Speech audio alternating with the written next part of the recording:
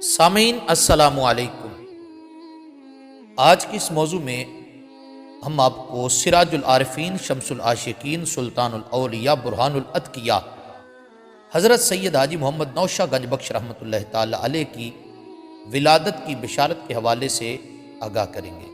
अगर आपने अभी तक हमारा चैनल सब्सक्राइब नहीं किया तो अभी सब्सक्राइब करें और बेल आइकॉन को क्लिक करके हमारी लेटेस्ट वीडियोस के बारे में अपडेट जानें। हज़रत हाजी मोहम्मद नौशाह गंजबख्श रहमतुल्लाह ताला अलैह का मिज़ार रनमल शरीफ, ज़िला मंडी बहावुद्दीन, सूबा पंजाब, मुल्क पाकिस्तान में मौजूद है।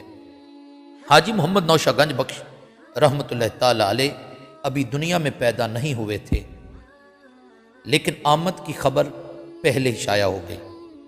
हज़रत ख्वाजा अब्बुल फजल कमालुद्दीन मोहम्मद एहसान मुजद्ददी अपनी किताब रौज़तुल क़य्यूमिया रुकन अव्वल में लिखते हैं, एक रोज़ हज़रत शेख अब्दुल कादर जिलानी जंगल में मुराकबे में बैठे हुए थे। आसमान से एक नूर अजीम ज़ाहिर हुआ जिससे तमाम जहान मुनव्वर हो गया। उस नूर की रोशनी बढ़ती गई। उस नूर से तमाम गुज़श्ता और आइंदा औलिया ने नूर हासिल किया। हज़रत अब्दुल कादर जिलानी ये देखकर हैरान रह गए, ये किस शख्स का नूर है। आवाज़ आई कि इस नूर का मालिक औलिया उम्मत से अफसल है, जो आपके 400 साल बाद पैदा होगा और हमारे पैगंबर हज़रत मोहम्मद सल्लल्लाहु अलैहि वसल्लम के दीन की तजदीद करेगा। वो शख्स नहायत ही खुश नसीब होगा जो उसकी ज़ियारत करेगा। उसके फ़र्जंद और खलीफे बारगाह अहदियत के सदर नशीन होंगे।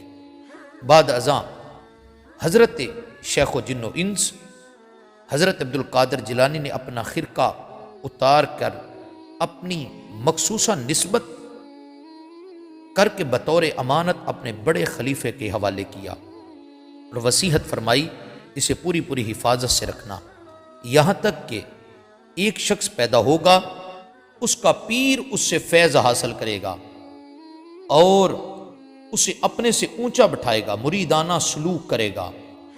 उसे हमारा सलाम पहुंचाना और ये खिरका बतौर तोहफा उसे देना।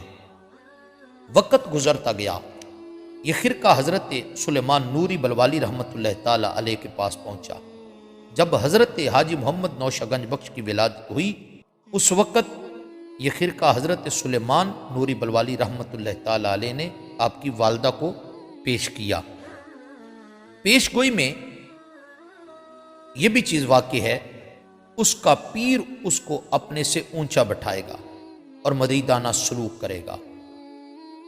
इसी तरह आपको हज़रत सखी बादशाह चारपाई पर अपनी चादर डालकर बिठाया करते थे, खुद नीचे बैठते थे, हज़रत हाजी मोहम्मद नौशाह को ऊपर बिठाया करते थे और अनवाउ अक़साम के खाने पेश किया करते थे, हत्ता कि अपने हाथ से लुक़मे तोड़ तोड़ कर आपके मुंह में डाला करते थे।